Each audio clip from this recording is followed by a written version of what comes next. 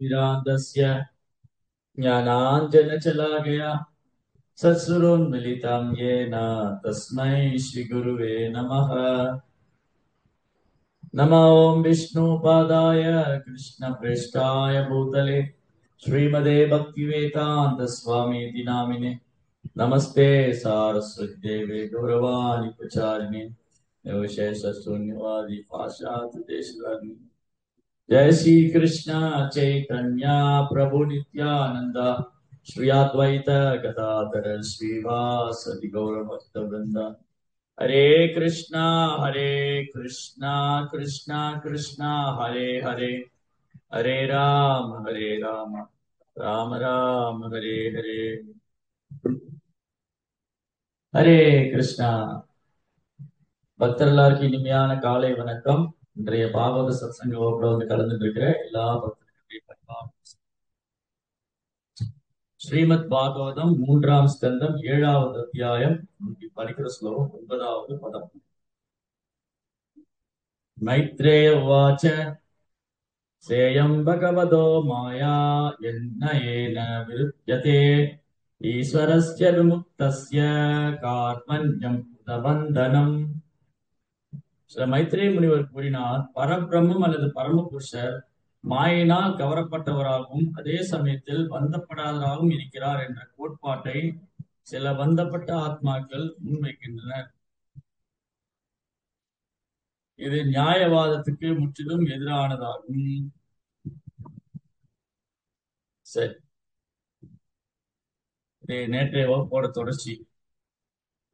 நேற்று வந்து மிதிரர் வந்து ஒரு அழகா ஒரு கேள்வி கேட்டாரு. பகவான் பரமாத்மாவாக ஒவ்வொரு ஜீவராசி இதயத்திலும் அமர்ந்திருக்கிறார், பிறகு ஏன் ஜீவராசியின் செயல்கள் துன்பத்தையும் துன்பத்திலும் முடிகின்றன? கிருஷ்ண பகவான் வந்து பரமாத்மாவா நம்ம கூட இருக்காரு, அப்படி இருந்தும் ஏன் ஜீவாத்மாவுடைய செயல்கள் வந்து துன்பத்திலும் துரதிருஷ்டத்திலும் முடியுது?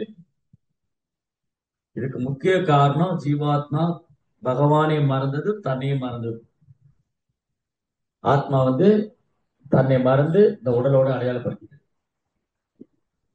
அப்ப நேற்று நம்ம டிஸ்கஸ் பண்ணிட்டு இருந்தோம், ஜீவாத்மா அவன் சுதந்திரத்தை துஷ்பிரயோகம் பண்ணதுனால அவன் இந்த பூமிக்கு வீழ்ற. நம்முடைய சுதந்திரத்தை நம்ம துஷ்பிரயோகம் பண்ணல, ஜட உலகத்துல வீழ்த்திட்டோம். ஸோ நம்ம வீழ்ந்ததுக்கு நாம தான் காரணம். நம்ம ஜட உலகத்துல வீழ்ந்ததுக்கு ஜீவாத்மா தான் காரணம், அவருடைய சுதந்திரத்தை துஷ்பிரயோகம் பண்ண. அப்படி இங்க வந்த வீழ்ந்த ஆத்மா தன்னை உடலோட அடையாள 3 குணத்துடைய சம்பந்தத்தினால உடலோட அடையாளப்படுத்திக்கிட்டு அந்த உடல் எடுத்துட்டதுனால வரக்கூடிய துன்பங்களையும் துர்தசத்தையும் அனுபவிச்சு. அதுல நிறைய இருக்கு.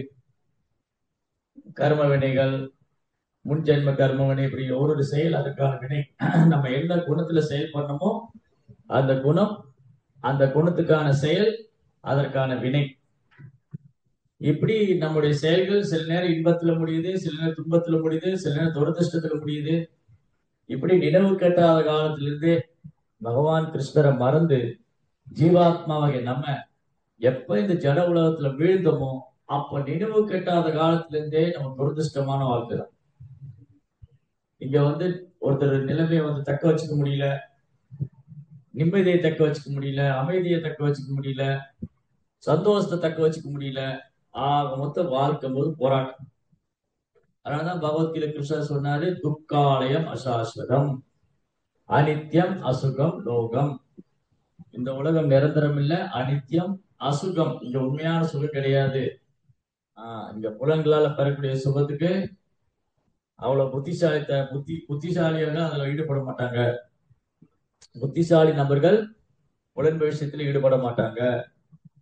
ஜெய் சம்பர்ஷஜா போக துக்க யோனியவையே ஆத்யந்தவந்து கௌந்தேய நதேஷு ரமதேதா. உதாமி intelligent class of religion class of man. அவங்க என்ன பண்ண மாட்டாங்க, இந்த மாதிரி புலன்ப வாழ்க்கையில போக மாட்டாங்க. அப்போ நம்முடைய துன்பங்களுக்கும் துரதிருஷ்டத்துக்கும் இந்த ஜடையர்க்கின் முக்குணத்தினால வரக்கூடிய செயல் அதற்கான வினைதான் காரணம். அப்புறம் இத மனது நடுநாயகனா இருக்கு. மனதுதான் நடுநாயகனா இருக்கு. இந்த மனது மையமா இருக்கிறதுனால இந்த மனமே அடுத்த காரணம். மனம், புத்தி, அகங்காரம், சூட்சம சரீரம். சூட்சம சரீரத்துல சூட்சம சரீரம் என்ன பண்ணிட்டு இருக்குன்னா, இப்ப நமக்கு ரெண்டு சரீரம் இருக்கு. ஒன்று ஸ்தூல சரீரம், ஒன்று சூட்சம சரீரம். இந்த ஸ்தூல சரீரம் அனுபவிக்கிறதுக்காக, அது அனுபவிக்கிறது திட்டம் போடுறது, அதுக்கு ஆசைப்படுறதா சூட்சம சரீரம். சூட்சம சரீரம் என்ன பண்ணிட்டு இருக்கு? மனசு அனுபவிக்கணும்னு ஆசைப்படுது, புத்தி அதற்கான திட்டம் போடுது. அப்படி அந்த சூட்சும சரீரத்தில் இருக்கக்கூடிய எண்ணங்களையும் சிந்தனைகளையும் எடுத்துக்கிட்டு அதை அனுபவிக்கிறதுக்காக இதை ஸ்தூல சரீரத்தை நம்ம பயன்படுத்திக்கிறோம். அதுக்கப்புறம் இதுல வரக்கூடிய இன்ப துன்பத்தை நம்ம சந்திச்சுக்கிறோம், இரட்டிப்பு தன்மைகளை நம்ம சந்திச்சுட்டு, இதுதான் நடக்குது.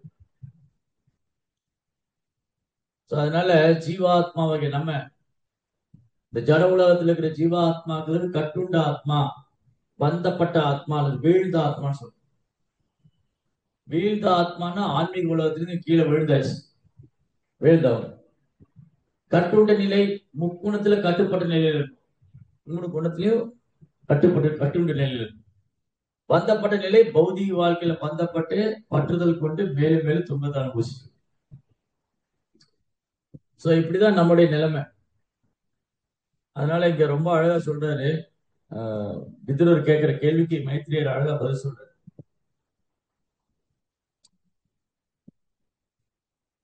அந்த விதுரர் ரொம்ப அழகா கேட்டார். இந்த அறியாமையின் சங்கடத்தினால் என் புத்தி மிகவும் பேதலித்து போல இருக்கிறது. எனவே அதை தெளிவுபடுத்தும்படி நான் வேண்டுகிறேன். இதுதான் நம்ம கண்டிஷன். நம்முடைய கண்டிஷன் என்னங்கிறத விதர் காமிச்சு கொடுக்கிறார். நம்முடைய கண்டிஷன் அறியாமையினால புத்தி பேதலிச்சு போயிருக்கும். அதான் ஒரு ஆன்மீக குருவை அணுகணும். ஒரு ஆன்மீக குருவை அணுகி அறியாமையிலிருந்து விடுபடணும். விதுரர் தன்னை உணர்ந்த ஆத்மாவா இருந்தாலும் அவர் மைத்ரேயர் அணுகி அவர்கிட்ட தெளிவு பெற போயிடார். ஒரு ஃபாலோயிங் செட் எக்ஸாம்பிள், ஒரு சிறந்த உதாரணத்தை காமிச்சு கொடுக்கிறாரு. எப்படி ஒரு அதிகாரி, அதாவது அங்கீகரிக்கப்பட்ட ஆச்சாரிய சம்பிரதாயத்தில் ஒரு குருவை தேர்ந்தெடுத்து அவர்கிட்ட கேட்கணும். அது மூலமா நம்ம குழப்பங்கள் சந்தேகத்தில் நம்ம விடுபடணும். இப்படி ஜீவாத்மாக்களை நாம நினைவு கெட்டாத காலத்திலிருந்து இந்த தவறு தான் செஞ்சுட்டு இருக்கோம். இந்த தவறுதலாலதான் இந்த பிரச்சனைகள்லாம். ஆத்ம தத்துவத்தை மறந்து போய் உடலோட அடையாளப்படுத்திக்கிட்டு இந்த உடலால பெறக்கூடிய இன்ப துன்பத்தை அனுபவிச்சுட்டு இருக்கோம். அதான் நேற்று பேசிட்டு இருந்த மாதிரி, ஒரு மரத்துல பறவை 2 பறவை உட்கார்ந்து இருக்கு. ஒண்ணு அந்த மரத்துல இருக்கிற பழங்களை சுவைச்சுட்டு இருக்கு, இன்னொன்னு வெறும் சாட்சியா மட்டும்தான் இருக்கு. யாருடைய பாவ புண்ணியத்தையும் பரமாத்மா ஏற்பதில்லை. அவங்க கர்மவினை, அவங்க செய்யக்கூடிய செயல்வினை, அதற்கான ரிசல்ட் அதை நம்ம பேஸ் பண்ணிட்டு. அதனால மைத்ரேயர் என்ன சொல்றாரு? பரபிரம்மம் அல்லது பரமபுருஷர் மாயினால் கவரப்பட்டவராகவும் அதே சமயம் பந்தப்படாதவராகவும் இருக்கிறார் என்ற கோட்பாட்டை சில பந்தப்பட்ட ஆத்மாக்கள் முன்வைக்கின்றனர். இது நியாயவாதத்துக்கு முற்றிலும் எதிரானதாகும்.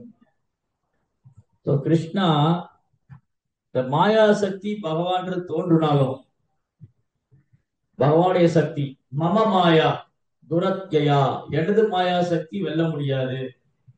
இந்த மாயா சக்தி கிருஷ்ணா என்ன சொல்றாரு? எனது மாயா சக்தி வெல்ல முடியாது. மா ஏவே பிரபத்தி, யார் என்னை சரணடைகிறார்களோ அவங்க வென்றலாம். அப்படின்னா கிருஷ்ணாவை சரணடைகிறவங்க மாயை வென்றலாம்னா கிருஷ்ணா எப்படி மாயைக்கு உட்பட்டவராக இருக்க முடியும்? இல்லையா? கிருஷ்ணாவை சரணடைஞ்சவங்க மாயை வென்று விடலாம் அப்படின்னு சொல்லும் போது அவர் கிருஷ்ணா எப்படி மாயைக்கு உட்பட்டவராக இருக்க முடியும்?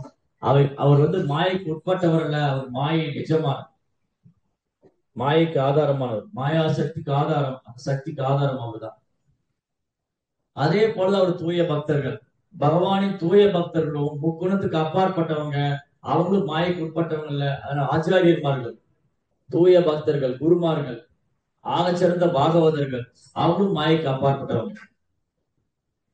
காரணம் கிருஷ்ணாவுக்கு பக்தி தூண்டாற்றுவதால, அவங்க குணத்தால் கிருஷ்ணரோட ஒன்றாய் விடுவதால அவங்கள மாய பிடிக்க முடியாது, அவங்கள மாய வந்து அட்ராக்ட் பண்ண முடியாது. அதனால இங்க முதல் தவறான விளக்கம் என்னன்னா, கிருஷ்ணா மாயைக்கு உட்பட்டவர் அல்ல, அவர் மாயைக்கு அப்பாற்பட்டவர். மாயாசக்தி கிருஷ்ணா தான் கண்ட்ரோல் பண்ணிட்டு இருக்கு. இந்த ஜட இயற்கை மாயாசக்தி மூலமா இயங்குது, அந்த மாயாசக்தி கிருஷ்ணா தான் கட்டுப்படுத்துறாரு. கிருஷ்ணா மாயைக்கு உட்பட்டவர் அல்ல, அவர் மாயின் எஜமான, மாயை அவருக்கு அடிபணிச்சு. இதுதான் பிரபுபார் வந்து பொருளுள்ள சொன்னாரு. வியாசதேவர் பிரார்த்தனை செய்யும் போது பகவான் கிருஷ்ணரை நேருக்கு நேர் தரிசனம் பண்ணாரு. அவருக்கு பின்னாடி மாயா வந்து பயந்து ஒதுங்கி நிக்கிறத பாரு, நிழல் மாதிரி மாயா பின்தொடருது. கிருஷ்ணாவுக்கு பின்னாடி மாயா ஒளிஞ்சிருக்கிறத வியாசர் பாக்குறாரு. அப்ப மாயாதேவி கிருஷ்ணர் முன்னாடி வர முடியாது, மாயானால கிருஷ்ணர் முன்னாடி வர முடியாது. காரணம், கிருஷ்ணர் முன்னாடி நிக்க முடியாது. ஏன்னா அந்த மாயைக்கு கிருஷ்ணர் தான் எஜமா.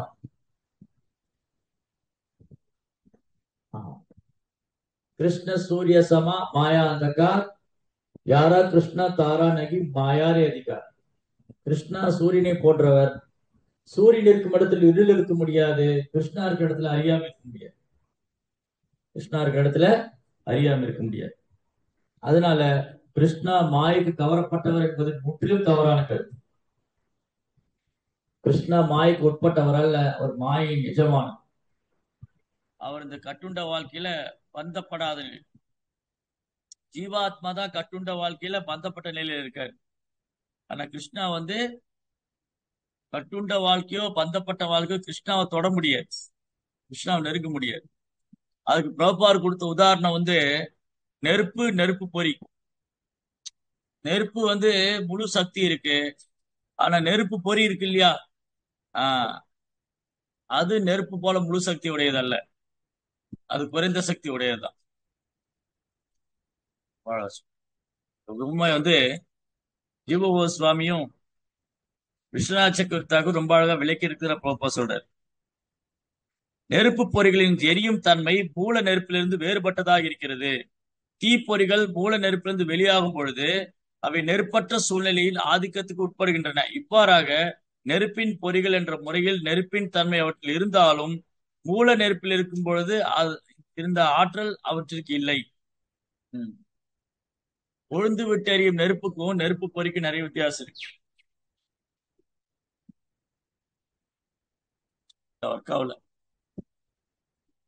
கொழுந்து விட்டு எறியும் நெருப்பு பொறிக்கு நிறைய வித்தியாசம். கொழுந்து விட்டு எரிகிற நெருப்புக்கும் நெருப்பு பொறிக்கும் நிறைய வித்தியாசம் இருக்கு. அதே மாதிரிதான் ஜீவாத்மாவுக்கும் பரமாத்மா. கிருஷ்ணாவுடைய சிறிய அம்சமா இருந்தாலும் நம்ம குணத்தால கிருஷ்ணரை போல குணங்கள் நம்ம கிட்ட இருந்தாலும் அளவுல கிருஷ்ணாவும் நாமளும் ஒன்னாக முடியும்.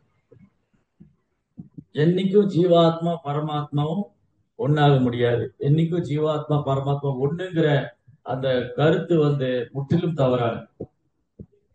ஒன்றானதுன்னா குணத்தால் ஒன்றானதுன்னு வச்சு, குணத்தால் ஒன்றுபட முடியும். பகவான் இருக்கிற குணங்கள்ல நம்மகிட்ட இருக்கலாம், ஆனா அளவுல வித்தியாசம் இருக்கு. அவற்றுக்கு 100% நம்ம கிட்ட இருக்கு. அதனால இங்க பரம புருஷர் அல்லது பரபிரம்மம் மாயினால் கவரப்பட்டவர் என்ற கருத்து முற்றிலும் தவறானது. அதே சமயம் பந்தப்படாதான் இருக்கிறார். அவர் கவரப்படுவதும் இல்லை, பந்தப்படுவதும் இல்லை. கிருஷ்ணா வந்து மாயை சக்தினால கவரப்படுவதும் இல்லை, அவர் பந்தப்படுவதும் இல்லை. மாயா சக்தி அவற்றிற்கு தோன்றினாலும் அவர் அதில் விலகியதா இருக்க, அவர் அதிலிருந்து விலகி. அதுக்குதான் பிரபா கொடுத்த உதாரணம் சூரியன். சூரியன் என்ன சொல்லிட்டு,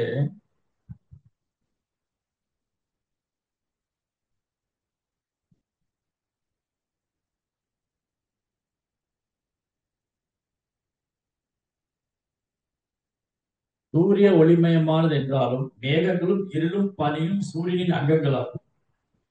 சூரியன் இல்லாமல் ஆகாயமோ மேகங்களோ இருளோ அல்லது பனியோ மூடப்படுவது சாத்தியம் அல்ல.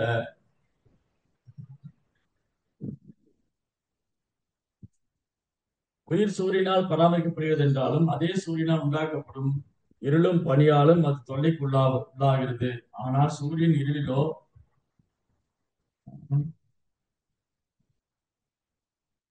நம்ம ஜீவாத்மா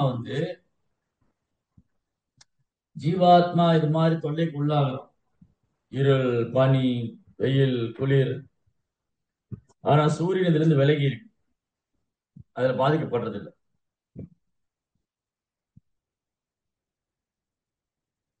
அறிவு பற்றாக்குறையாக உள்ளவர்கள் மட்டுமே சூரியன் ஒரு மேகத்தாலோ அல்லது இருளாலோ மறைக்கப்பட்டுள்ளது என்று கூறுகின்றனர். அதே போலவே பரபிரமனான பரமபுருஷின் சக்திகளில் ஒன்றாக பௌதிக சக்தி இருப்பினும் அதன் ஆதிக்கத்தினால் அவர் பாதிக்கப்படுவதே இல்லை. இது பகவானுடைய சக்தி, ஒரு சக்திமான். சக்தி எப்படி அவரை கண்ட்ரோல் பண்ண முடியாது. சோ இந்த பௌதிக சக்தி ஜீவாத்மா கட்டுப்படுது. இவன்தோ ஜீவாத்மாவுடைய நாம பகவானுடைய தடஸ்தா சக்தின்னு சொன்னார் பிரபாதி. பகவானுடைய நடுநிலை சக்தி. ஜீவாத்மாவுடைய நம்ம பகவானுடைய நடுநிலை சக்தியா இருந்தாலும் நம்மளால ஜடையத்தை கட்டுப்படுத்த முடியாது, நம்மளால மாயை கட்டுப்படுத்த முடியாது. ஏன்னா இந்த ஜடையற்கை, இந்த பௌதிக சக்தி, மாயா, அது கிருஷ்ணாவுடைய சக்தி, அது வெல்வதுக்கு அரிதானது. அதுதான் நம்மளை கண்ட்ரோல் பண்ணிட்டு. இந்த ரெண்டையும் கட்டுப்படுத்துவது கிருஷ்ணா தான். கிருஷ்ணா தான் உயிர்வாளிகளையும் கட்டுப்படுத்துறாரு, ஜடையற்கை கட்டுப்படுத்துறாரு, மாயாசக்தி எல்லாம் அவருடைய கண்ட்ரோல். அதுதான் சுப்ரீம் கண்ட்ரோல். ஈஸ்வரா பரமா கிருஷ்ணா, அவர் தான் எல்லாரையும் கட்டுப்படுத்த முடியும், எல்லாத்தையும் கட்டுப்படுத்த முடியும். இதுதான் நிசப்தமான உண்மை, அதிகாரப்பூர்வமான உண்மை. கிருஷ்ணா மாய்க்கு உட்பட்டவர் அல்ல. ஆனா இன்னைக்கு ஜீவாத்மா என்ன நினைக்கிறாங்க? மாயில மயங்கி இருக்கிற ஜீவாத்மா கிருஷ்ணரை பார்க்கும்போது ஒரு சாதாரண மனிதன். இது கிருஷ்ணா ரொம்ப அழகா சொல்லியிருக்காரு. அவஜானந்தி மாமூடா, ஜட உலகத்துல நான் வரும்போது முட்டாள்கள், அறிவியலிகள் என்ன ஒரு சாதாரண மனிதனா நினைக்கிறாங்க. அதனால பகவான் ரொம்ப கருணையோட இந்த ஜீவாத்மாக்கள் என்ன தவறா புரிஞ்சுக்கிட்டு இருக்காங்க. ஒரு சில ஜீவாத்மாக்கள் கிருஷ்ணரை தவறா புரிஞ்சுக்கிறாங்க. ஒரு சில ஜீவாத்மாக்கள் கிருஷ்ணரை ஒரு சாதாரண மனிதனாக நினைக்கிறாங்க. ஒரு சிலர் கிருஷ்ணர் ஒரு உருவமற்றவர், அருவமானவர் நினைக்கிறாங்க. ஒரு சிலர் கிருஷ்ணரை ஒரு யது வம்சத்துல ஒரு அரசர் நினைக்கிறாங்க. எல்லாம் பல்வேறு குழப்பங்கள். இந்த குழப்பங்கள் எல்லாமே கிருஷ்ணா ரொம்ப அழகா தீர்த்து வைக்கிறார் சாஸ்திரம் மூலமா. பகவத்கீதா, பாகவதம், இதிகாச புராணங்கள், ஆச்சாரியர் அனுப்பிச்சு வைக்கிறார். ஆச்சாரியர் தெளிவுபடுத்துறாங்க. என் பகவானே சைத்தன்ய மகாபிரபு அவதாரம் 500 ஆண்டுகளுக்கு முன்பாக பகவானே சைத்தன்ய மகாபிரபு அவதாரம் செஞ்சு கிருஷ்ணருடைய நாம ரூப குணாதிசயங்களை உலகெங்கும் பிரச்சாரம் பண்றது. கிருஷ்ணனுடைய நாம ரூப குணாதிசயங்களை பாரதம் முழுவதும் பிரச்சாரம் பண்ண சொல்ற கட்டளை இடுகிறார். பாரத பூமியில பிறந்த ஒவ்வொருத்தரும் இந்த கிருஷ்ணநாம சங்கீர்த்தனத்தை பரப்பணும், அவங்க எடுத்துக்கணும், இதை பிரச்சாரம் பண்ணணும். ஏன்னா கிருஷ்ணருக்கு சேவை செய்யாம, கிருஷ்ண பக்தி செய்யாம ஒருத்தரால கிருஷ்ணரை உணர முடியாது. பக்தி தொண்டால மட்டும்தான் கிருஷ்ணர் உணரும். பகவானுக்கு பக்தி தொண்டு செய்யாம கிருஷ்ணரை உணர முடியாது. பக்தியாமாம் அபிஜானாதி, பக்தி தொண்டால மட்டும்தான் கிருஷ்ணர் உள்ளவாறு உணரும், மற்ற முறைகளால் அல்ல. அதனால கிருஷ்ணா யுகந்தோறும் அவதரிக்கிறதே இந்த தூய பக்தி தொண்டை ஸ்தாபனம் செய்யறதுதான். எப்பெல்லாம் மக்களுக்கு குழப்பம் வருது, குழப்பவாதிகள், மனக்கற்பனையாளர்கள், பௌதிகவாதிகள், நாத்திகர்கள், இவங்கெல்லாம் சமுதாயத்தில் ஒரு குழப்பத்தை விளைவிக்கும் பொழுது கிருஷ்ணா அந்த சமயத்துல தோன்றி அந்த நிலைமையை சரி பண்றாரு. எப்பெல்லாம் மக்கள் தர்மத்திலிருந்து விலகுறாங்களோ, பக்தி பாதையிலிருந்து விலகுறாங்களோ, கிருஷ்ணா திரும்பி பக்திய தர்மத்தை ஸ்தாபனம் பண்றாரு. தர்மம் அப்படின்னாலே உயர்ந்த தர்மம் பக்தி. பரோ தர்மம் சவே பும்சா பரோ தர்மம் ஏதோ பக்தி ரதோக்ஷதி. பரவ தர்மம் பக்தி தான். அந்த பக்தியை தான் யுகந்தோறும் கிருஷ்ணா எஸ்டாப்ளிஷ் பண்றாரு. அவர் கிருஷ்ண அவதாரம் வந்த போது சரி, ராம அவதாரம், ராமாயணம், மகாபாரதம், பகவத்கீதா, பாகவதம், எல்லா இதிகாச புராணங்களும் பக்தியே உயர்ந்தது என்று பறைசாட்டு.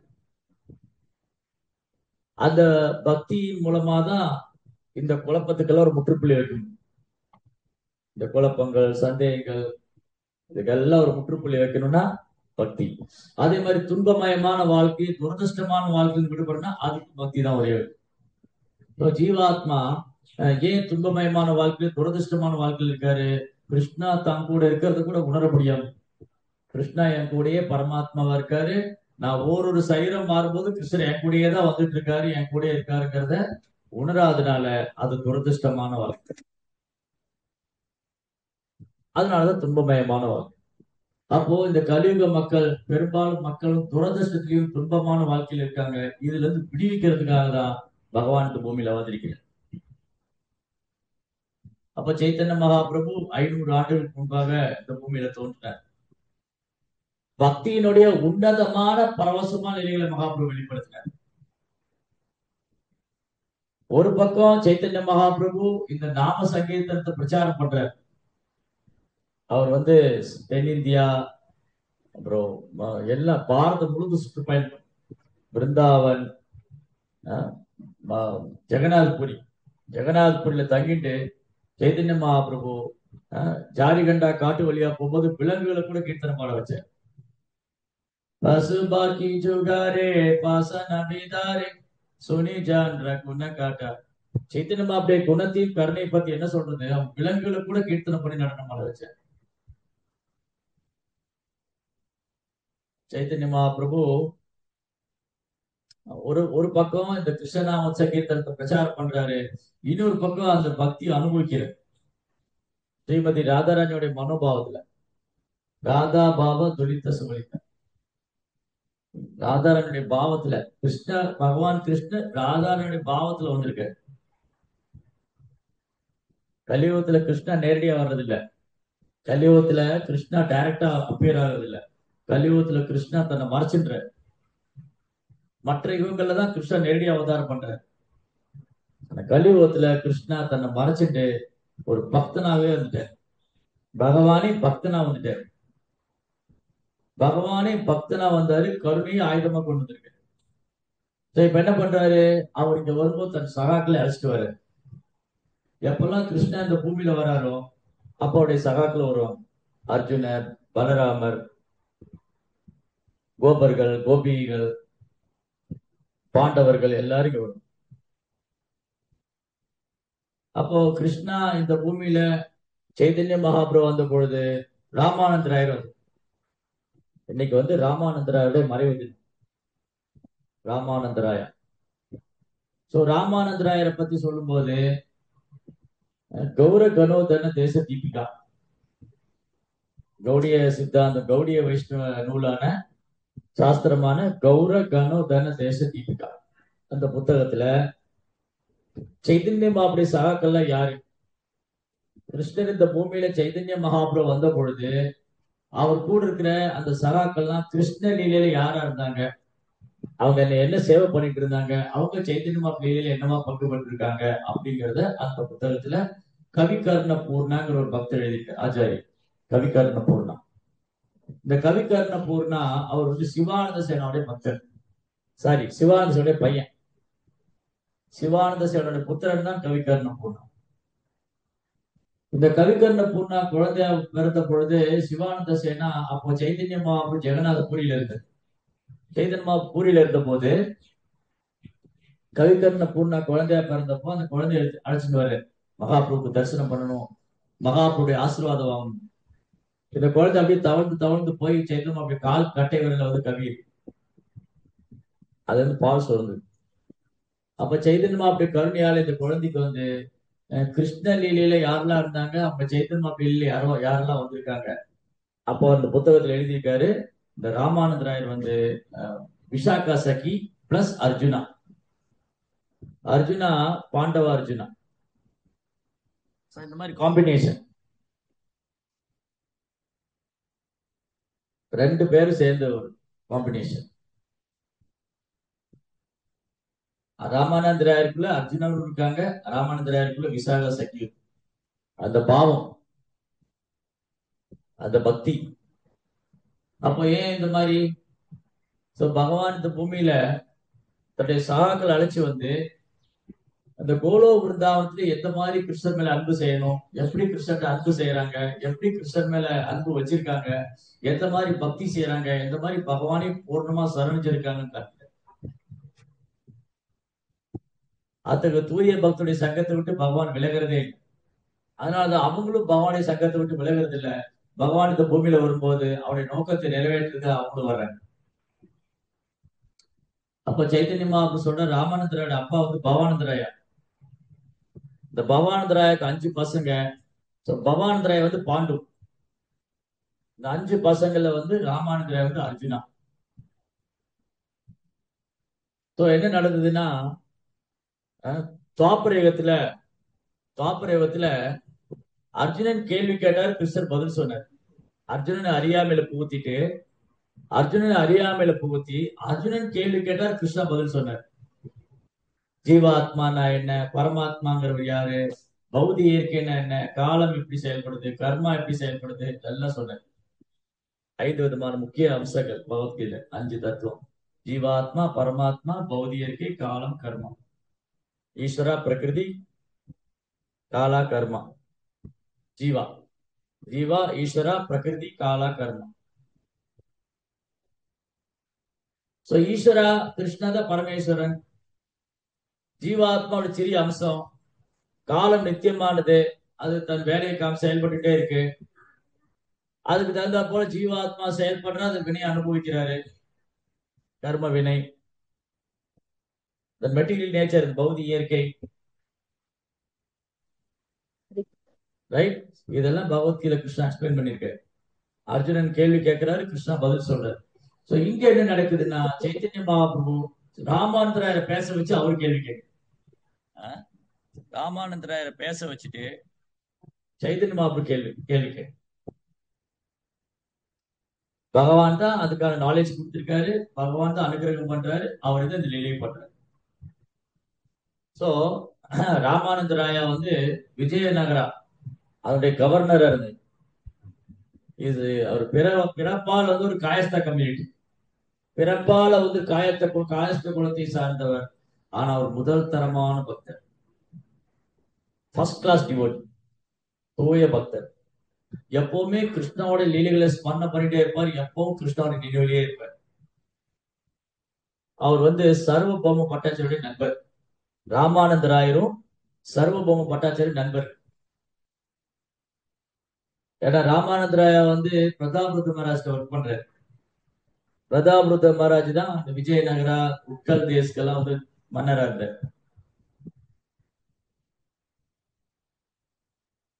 அதனால இங்க என்ன நடந்தது, சர்வபௌம பட்டாச்சாரியனால ராமானந்தராயரை வந்து ஏதோ ஒரு சென்டிமெண்டான ஒரு ஆள் நினைச்சிட்டு, என்ன இப்படி பக்திங்கிற ஒரு சென்டிமெண்டா இருக்காரு, உணர்ச்சி வசப்பட்டவரா இருக்காரு. ஏன்னா சர்வபௌம பட்டாச்சாரியா வந்து ஒரு பிரம்மவாதி, அது ஒரு மாயாவாதி. சர்வபௌம பட்டாச்சாரியா அத்வைத கொள்கையை பின்பற்றுறவர், மாயாவாதியா இருந்தார். ஆனா சைதன்ய மாவுடைய கருணையாலதான் சர்வபௌம பட்டாச்சாரியா சுத்த பக்தராக. அவர் இந்த தவறான தத்துவத்தை விட்டுட்டு கிருஷ்ண பக்தி எடுத்துட்டார்.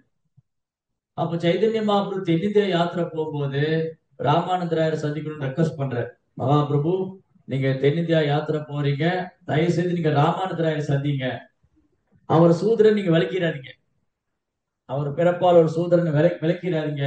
அவர் நீங்க பழகிறதுக்கு மிக முக்கியமான ஒரு நபர், அவ்வளவு தெய்வீகமான குணம் உள்ளவர், ஒரு சுத்த பக்தர். அவர் எப்பவும் கிருஷ்ணாவை நினைச்சிட்டு இருக்காரு, நீங்க அவரை சந்திக்கணும். ஒருத்தர் பக்தர் ஆனாதான், பக்தர்களுக்கு தான் பக்தராலதான் புரிஞ்சுக்க முடியும் இன்னொரு பக்தருடைய செயல் என்ன, அவங்க சிந்தனை என்ன, மனோபாவம் என்ன. பக்தியில உன்னதமான நிலையில் இருக்கிறவங்களாதான் உன்னதமான பக்தி என்னன்னு புரிஞ்சுக்க முடியும். அப்பதான் உன்னதமான பக்தர்களை பார்த்தா உணரும். நமக்கு பக்தி இல்லைன்னு வச்சுக்கோங்களேன், நம்மளால பக்தர்களை புரிஞ்சுக்க முடியாது. நமக்கு பக்தி இருந்தாதான் பக்தர்களை பத்தி புரிஞ்சுக்க முடியும். பக்தர்கள் எந்த மாதிரி பகவான் மேல அன்பு வச்சிருக்காங்க, எந்த அளவுக்கு சரணாகதி பண்ணிருக்காங்க. இப்ப சர்வபௌம பட்டாச்சாரியாவுக்கு பக்தி வந்ததுனாலதான் அவர் ராமானந்தராவுடைய மகிமை என்னன்னு புரிஞ்சுது. சைத்தன்ய பாபு சொல்றாரு, அவசியம் என்னுடைய தென்னிந்திய யாத்திரையின் போது ராமானந்தராயரை கட்டாயம் மீட் பண்றது. அதே மாதிரி சைத்தன்ய மகாபிரபு தன் யாத்திரையை தொடர்ந்தாரு. அவர் தென்னிந்தியா முழுவதும் 2 கை ஒருத்தி கீர்த்தனை பாடிட்டே போறாரு.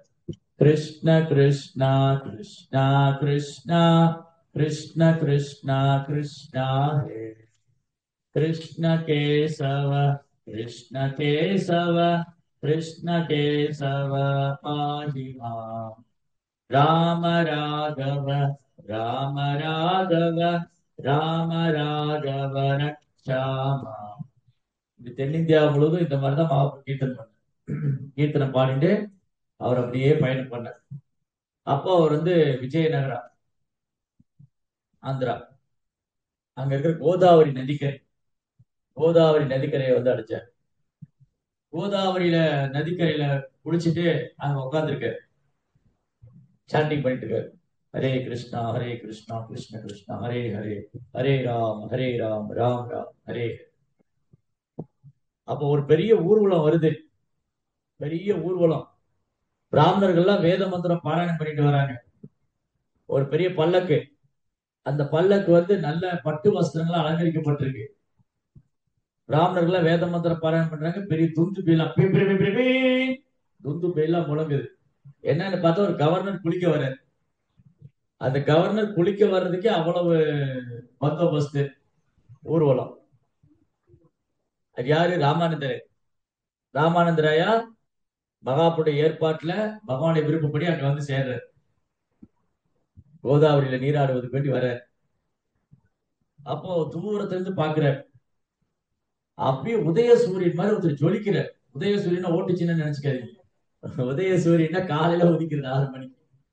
அவ்வளோ அப்படியே தேஜஸ், ஆரஞ்சு பழம் மாதிரி, அப்படி கண்ணை பறிக்கும் பிரகாசம், சூரியனை போன்ற பிரகாசம். பொன்னிறத்தை உருக்கிய பொன்னிறத்துல இருக்கார். ஒரு இளம் சன்னியாசி. அவரை பார்த்த உடனே ராமானந்தர் பல்லக்குல இருந்து இறங்கி ஓடுறார். இறங்கி ஓடி போய் மகாபுருடைய பாதங்களை சாஷ்டாங்க நமஸ்காரம் பண்றேன். மகாபிரபு ஒரு தூக்கி தோளோட எடுத்து அப்படியே கட்டி தழுவிக்கிட்டேன். 2 பேர் கண்ணுல இருந்து அருவி மாதிரி கண்ணீர் வருது. ராமானந்தராயர் கண்ணிலிருந்து வருகிற கண்ணீர் வந்து மகாபிரபு நினைச்சிருக்கு.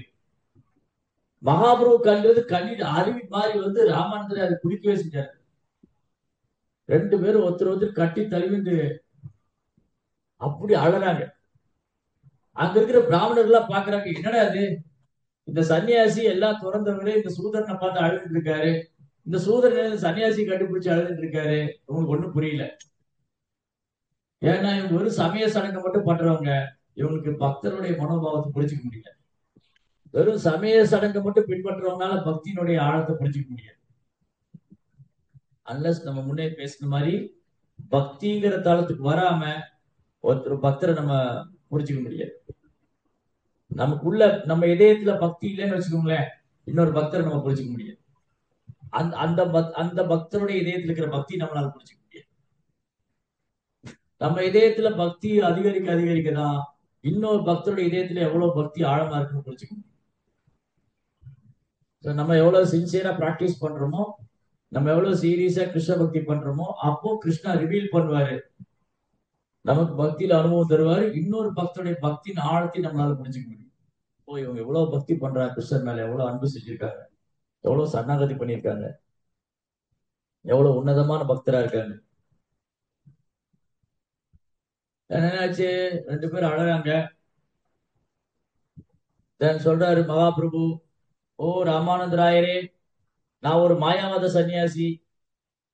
நான் வந்து ரொம்ப ஒரு பெரிய சிறந்த சன்னியாசி எல்லாம் ஒன்றும் கிடையாது.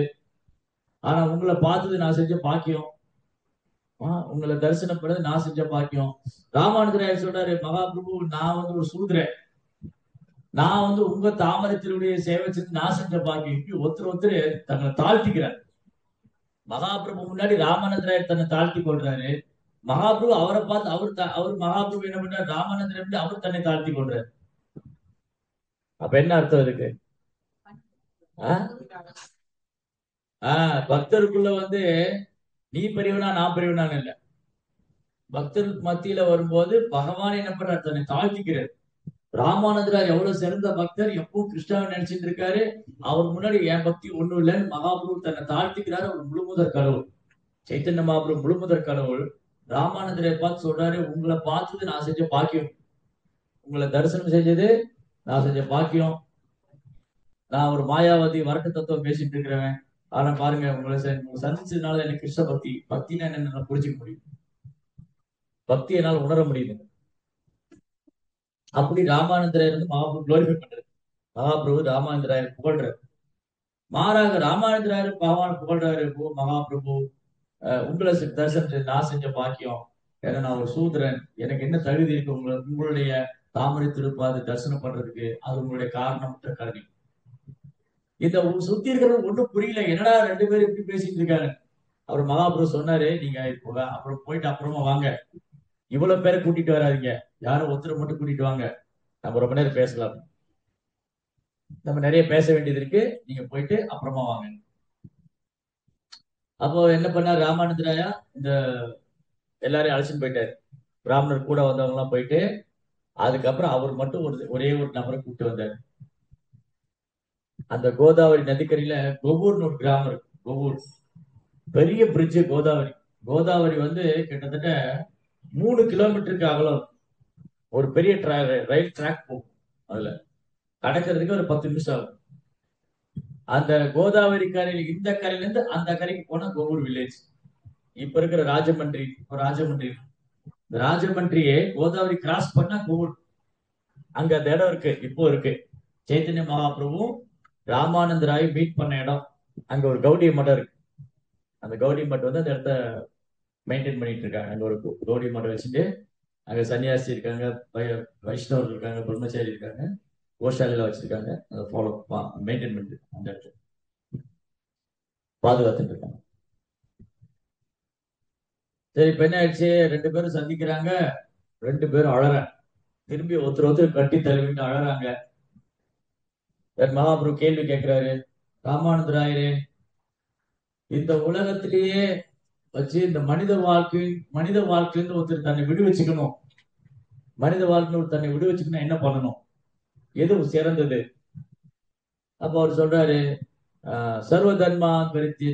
ஃபர்ஸ்ட் என்ன சொல்றாரு, வர்ணாசிரமத்தை சொல்றாரு. ஃபர்ஸ்ட் வர்ணாசிரமத்தை சொல்றாரு. இந்த மனித வாழ்க்கையின் குறிக்கோள் என்ன? சைத்தன்யா கேட்கிறாரு, மனித வாழ்க்கையின் குறிக்கோள் என்ன?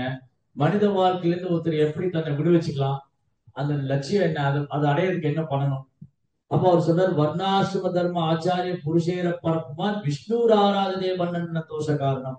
மகாபிரபு வர்ணாசிரம கொள்கை நோக்கமே வந்து விஷ்ணுவை திருப்திப்படுத்துறதுதான். அதனால அவங்கவுங்க வர்ணாசிரம தர்மத்தை ஒழுங்கா பண்ணி அவங்க விஷ்ணுவை திருப்திப்படுத்துறாங்க. ஒவ்வொருத்தரும் அவங்கவுங்க வர்ணாசிரம தர்ம கொள்கை, பிராமணனுடைய தர்மம் என்ன, சத்திரியோட தர்மம் என்ன, வைசியோட தர்மம் என்ன, சூத்ராவுடைய தர்மம் என்ன, பிரம்மச்சாரி, கிரகஸ்தன், பனரப்பிரஸ்த, சன்னியாசி, இப்படி அவங்கவுங்க அவங்களோட தர்மத்தை உணர்ந்து அந்த தர்மத்தின்படி இறைவனை திருப்திப்படுத்தலாம். அப்ப மகாபுரு சொல்ற, இது எக்ஸ்டர்னல், இது வெளிப்படையா இருக்கு, இது வெளி தோற்றம் தான். அதுக்கு மேல சொல்லுங்க, அதுக்கு மேல சொல்லுங்க. அப்ப சொல்றாரு, எத்கரோசி அஜஸ்னாசி எச்சுகோசி ததாசிய தபஸ்யசி கௌந்தேய தத்புருஷ்மதர்ப்பணம். அர்ஜுனா, நீ எதெல்லாம் படைக்கின்றாயோ, எதெல்லாம் கொடுக்கின்றாயோ, எதையெல்லாம் முன்கின்றாயோ, எந்த தவத்தையெல்லாம் பண்ண எனக்கு அர்ப்பணம் பண்ணுன்னு சொல்றாரு. அப்ப எல்லாத்தையும் சர்வம் கிருஷ்ணா, எல்லாம் கிருஷ்ணனுக்கு அர்ப்பணம் பண்ணணும். இது கூட வெளித்தோற்றமானதுதான். இதுக்கு மேல சொல்லுங்க, எதுக்கு மேல சொல்லுங்க. அப்ப சொல்ற, சர்வ தர்மான் பரித்தியஜ்ய மாமேகம் சரணம் பிரஜா அகம் துவா சர்வபாவியோ மோக்ஷாமி வாசுதேவ. எல்லா விதமான தர்மத்தை விட்டுட்டு என்னை மட்டுமே சரணடைங்க, நான் உன்னை எல்லா பாவங்களிலிருந்து காப்பாத்துறேன், பயப்படாத. அதனால ஒரு பேரளவான தர்மத்தை ஃபாலோ பண்றதோட அவங்க கிருஷ்ணாவை சரணாகதி பண்ணணும். கிருஷ்ணாவை சரணாகதி பண்ணிட்டாங்கன்னா அவங்க பிறப்பிறப்பு விடுபடலாம். இதுக்கு மகாபுரு சொல்றாரு, இதுக்கு மேல சொல்லுங்க, இது கூட வெளி தோற்றமானது, இதுக்கு மேல சொல்லுங்க. அப்ப ராமானந்தர் சொல்றாரு, ஸ்தானே ஸ்திதா துதிகதா தருமான் மனோபி. அது பிரம்மாவுடைய ஒரு ஸ்லோகம் கோட் பண்றாரு.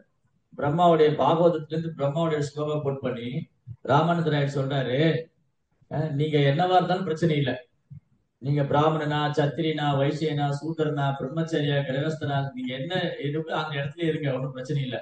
ஆனா பகவானுக்கு பக்தி செய்யுங்க, பக்தி தொண்டு செய்யுங்க, அதுதான் உயர்ந்தது. பக்தி தொண்டு கைவிடப்படக்கூடாது, பக்தி தொண்டு தான் பக்தி தொண்டுல செய்யணும். பக்தி கிருஷ்ணருக்காக செயலாற்றணும், கிருஷ்ண உணர்வுல செயலாற்றணும். எஸ், கரெக்ட், இதை நான் ஏத்துக்கிறேன், இதுக்கு மேல சொல்லுங்க. இதை ஏத்துக்கிறேன், இதுக்கு மேல சொல்லுங்க. அப்படி பக்தி தொண்டு வந்து 5 விதமான ரசங்கள்ல செய்யப்படுது. அந்த 5 விதமான ரசத்தை சொல்ற, சாந்த, தாசிய, சக்கிய, வாசல்யம், மாதுரி. இந்த 5 விதமான ரசங்கள்ல அன்பு பரிமாற்றம் இருக்கு. அப்புறம் அதை ஒண்ணு எக்ஸ்பிளைன் பண்றாரு, அதுக்கு மேல சொல்லுங்க. சோ ஒருத்தர் வந்து கிருஷ்ணரை முழு முதற் கடவுளா ஏற்றுண்டு அவர் வந்து நம்ம இதயத்துல பரமாத்மாவா இருக்காரு, அவர் எங்கும் வியாபிச்சிருக்காரு, முழு பூர்ண அறிவோட சேவை செய்யலாம். அந்த மாதிரி ஒருத்தர் தன்னுடைய நாலேஜ் அறிவை நல்லா வளர்த்துட்டு கிருஷ்ணனுக்கு சேவகனா இருக்கலாம். ஓகே, அதுக்கு மேல சொல்லுங்க. ஸோ கிருஷ்ணர் முழு முதற்கெல்லாம் ஏற்றுண்டு அவர் நான் பகவான் எஜமான, நான் சேவகன். ஸோ தாசியன், தாசிய பாவம். கிருஷ்ணாவை எஜமான எடுத்துக்கிறது, நம்ம சேவை பண்றது. சரி, அதுக்கு மேல சொல்லுங்க. அதுக்கு மேல சொல்லுங்க. அதுக்கு மேல என்ன? கிருஷ்ணா வந்து அவருடைய நண்பனா இருக்கிறது. நான் என்னுடைய பக்தியின் மூலமா நான் கிருஷ்ணருக்கு நெருங்கி நண்பனாக முடியும். கிருஷ்ணாவுடைய நண்பர்களா இருக்கலாம், கிருஷ்ணாவுடைய நட்புறவு கொள்ளலாம். Yes, very good. அதுக்கு மேல சொல்லுங்க. சோ கிருஷ்ணாவுக்கு நட்பு மூலமா அவருக்கு சேவை பண்ணலாம். அதை விட உயர்ந்தது கிருஷ்ணாவுடைய பெற்றோரா இருக்கிறது, கிருஷ்ணாவை தன் குழந்தையா பாவிக்கிறது, வாத்சல்ய பாவம். Yes, very good. அதுக்கு மேல சொல்லுங்க. இதுக்கு மேல என்னன்னா, கிருஷ்ணாவுடைய காதலியா மாதுரிய பாவம். கிருஷ்ணாவுடைய மனைவிமார்கள், துவாரகையில் இருந்தவங்க, லட்சுமி தேவிகள், இவங்கெல்லாம் இவங்களை காட்டில் உயர்ந்தது பிருந்தாவனத்து கோபிகள். சோ பிருந்தாவனத்து கோபிகள் கிருஷ்ணன் மேல கலங்கமில்லாத அன்பு வச்சிருக்காங்க. அவங்க பக்திக்கு நிகரான பக்தியே கிடையாது. அவங்க பக்தியில உள்நோக்கம் கிடையாது, எதிர்பார்ப்பும் கிடையாது. அந்த பிருந்தாவனத்து கோபியோட பக்தி தான் உயர்ந்தது. Yes, very good. அதுக்கு மேல சொல்லுங்க. அதுக்கு மேல சொல்லுங்க. அந்த பிருந்தாவனத்துல கோடிக்கணக்கான கோபிகள் இருக்காங்க. அவங்க எல்லாருமே பகவானுக்கு சேவை பண்றாங்க. அந்த கோபிகளே சிறந்தவங்க பிருந்தாவனேஸ்வரி. தப்த காஞ்சன கௌரங்கி ராதே பிருந்தாவனேஸ்வரி ரிஷபான சுதேவி பிரணமாமி ஹரிப்பிரியே. அந்த ஸ்ரீமதி ராதாராணியுடைய அன்புக்கும் பக்திக்கும் ஈடு இணை கிடையாது. ஆராதனா, வழிபாடு, பூஜை, கிருஷ்ணருக்கு ஆராதனை அது ராதாராணி தான். ஆராதா. ராதை இல்லைன்னா ஆராதனை கிடையாது. ராதாராணி எப்படி பகவானுக்கு அன்பு செய்யணும், சேவை பண்ணணும், அவங்க பக்திக்கும் ஈடு இணையே கிடையாது. அப்போ ராதாராணியுடைய பக்தியினுடைய மகிமைகளை ராமானுஜன் வர்ணிக்கிறார். சைதன்ய மேல சொல்லுங்க, மேல இதுக்கு மேல எங்க சொல்றது? ராதாராணி பக்திக்கு உயர்ந்தது கிடையாது. ராதாராணி கிருஷ்ணன் மேல வச்சிருக்கிற அன்புக்கும், ஸ்ரீமதி ராதாராணி பகவான் மேல வச்சிருக்கிற பிரேமத்துக்கும் அது வந்து அவ்வளவு வர்ணிக்க முடியாது.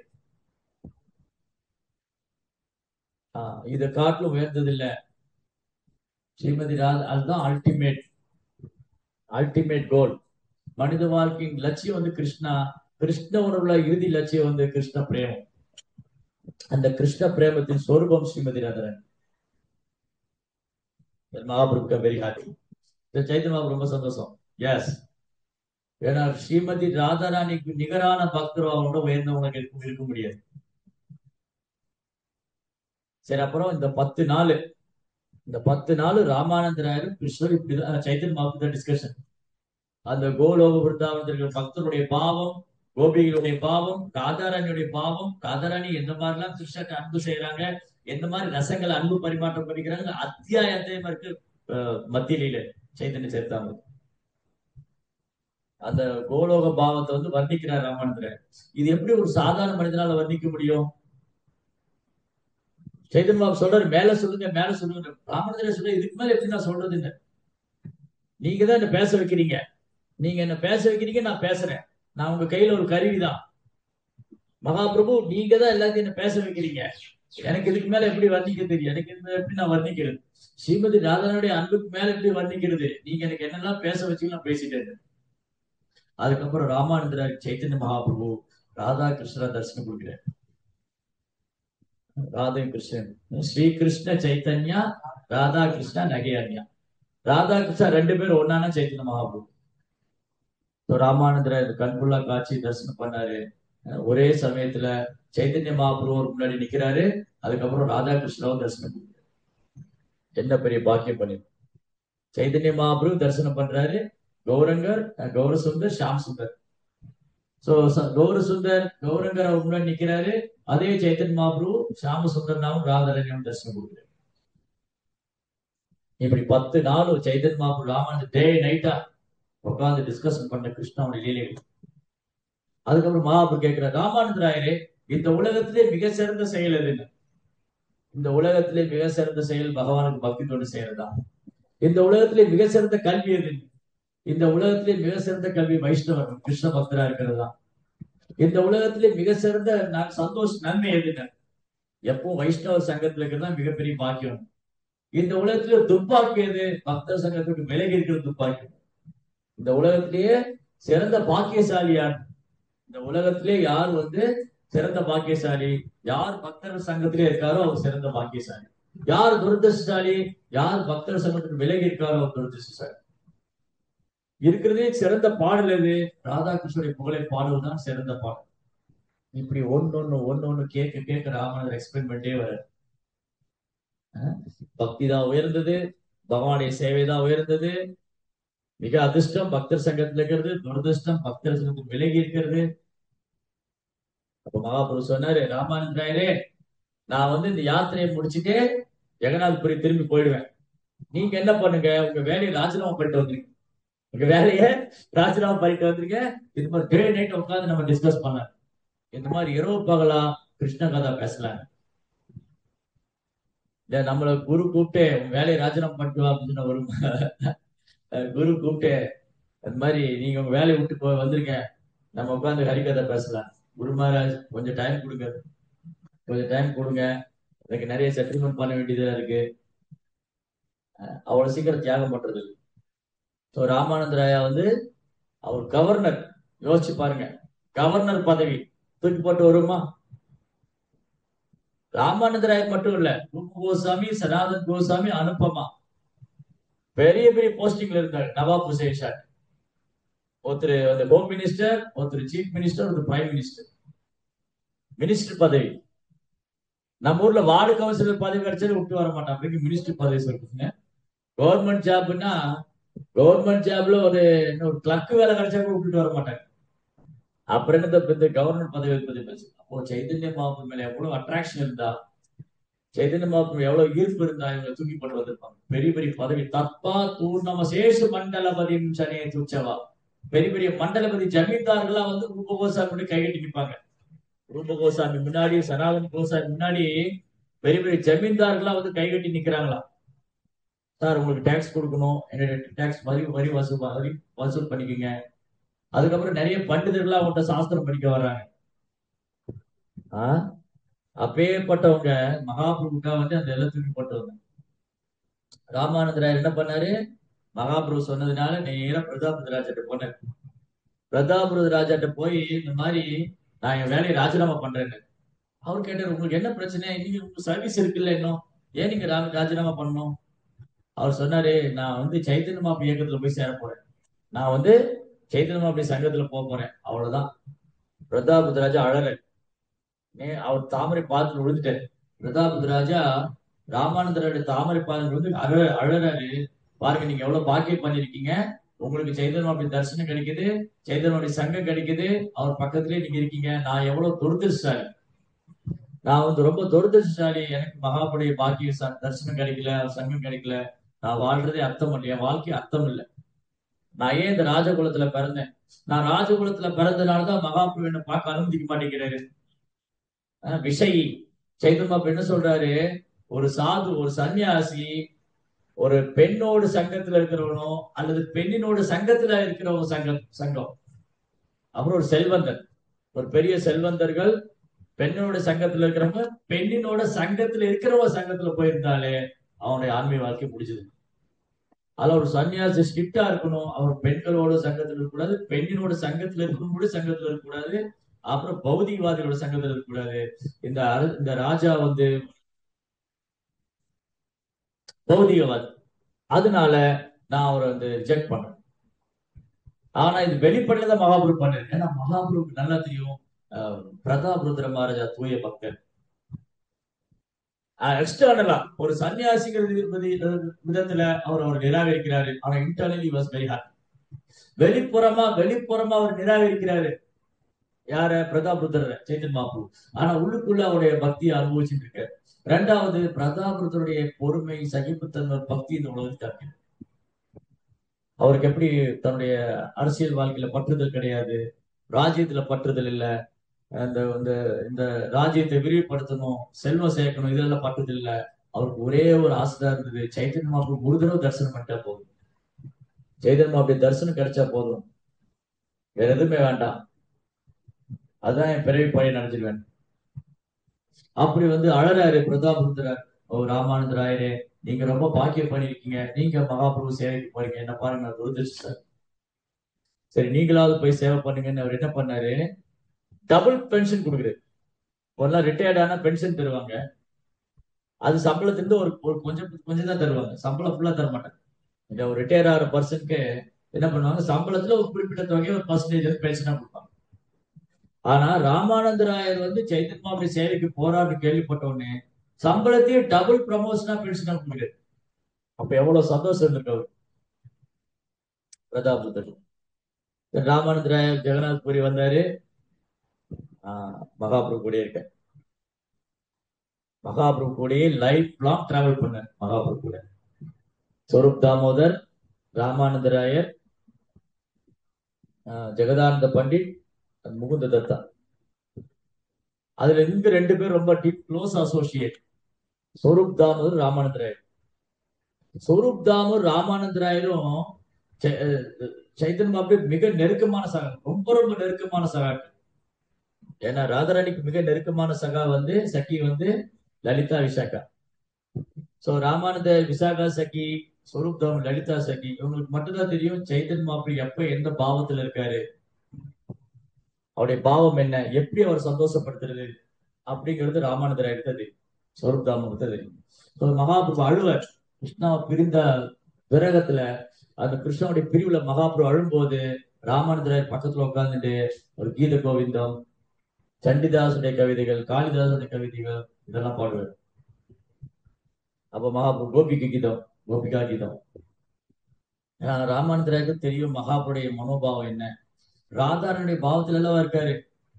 ராதாராணியோடைய பாவத்துல சைத்தன்ய மகாபிரபு இருக்கிறதுனால ராமானந்தராயர் தான் புரிஞ்சுக்க முடியும் சைத்தன்ய மகாபிரபுடைய பாவம் என்ன, அவர் எந்த ஃபீல் பண்றாரு.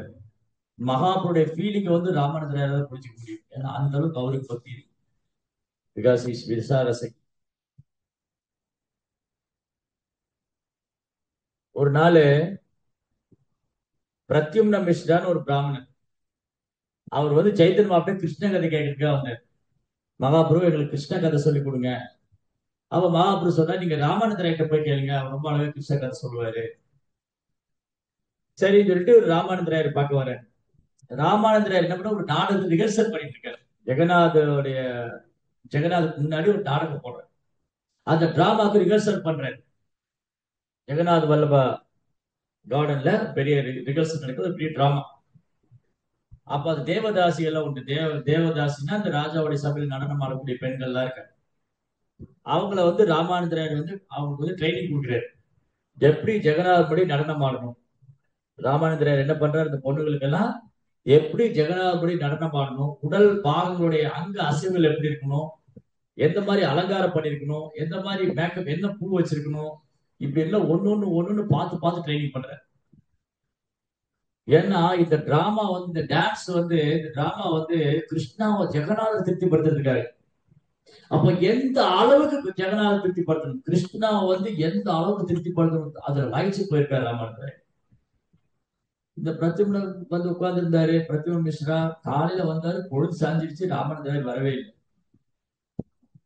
இப்போ வந்துருவாருன்னு வரவே இல்லை. அப்போ ஒரு செக்ரட்டரி வந்து சொன்னாரு, அவர் பிஸியா இருக்காரு, இன்னைக்கு நாடகத்துக்கு எல்லாம் ரிஹர்சல் பார்த்துட்டு இருக்காங்க, நீங்க அப்புறமா வாங்க. அவர் திரும்ப வந்துட்டாரு, சரி கேட்க முடியாது போன. அப்புறம் கொஞ்ச நாள் கழிச்சு சைத்தன்ய மகாபிரபு கேட்கிறாரு, பிரத்யும்ன மிஸ்ரா மீட் பண்றாரு. அவ பிரத்யும்ன மிஸ்ராட்ட சைத்தன்ய மகாபிரபு கேட்கிறாரு, நீங்க ராமானந்தராயர் சந்திச்சீங்களா, அவர் உங்களுக்கு ஹரிகதை சொன்னாரா, கிருஷ்ண கதை சொன்னாரா. இல்லைங்க, அவரை பார்க்க முடியல, ரொம்ப பிஸியா இருந்தாரு, ஏதோ நாடகம் டிராமாக்குள்ள ரிஹர்சல் பார்த்துட்டு இருந்தாருங்களா, ஏதோ பொண்ணுகள் எல்லாம் குளிக்க வச்சு அவங்க செண்டெல்லாம் பூசி விட்டு எல்லாம் பண்ணிட்டு இருக்கிறாரு அப்படின்னு. உடனே மகாபிரபு சொல்றாரு, நீங்க ராமானந்தராயர் ஒரு சாதாரண மனிதனா நினைக்காதீங்க.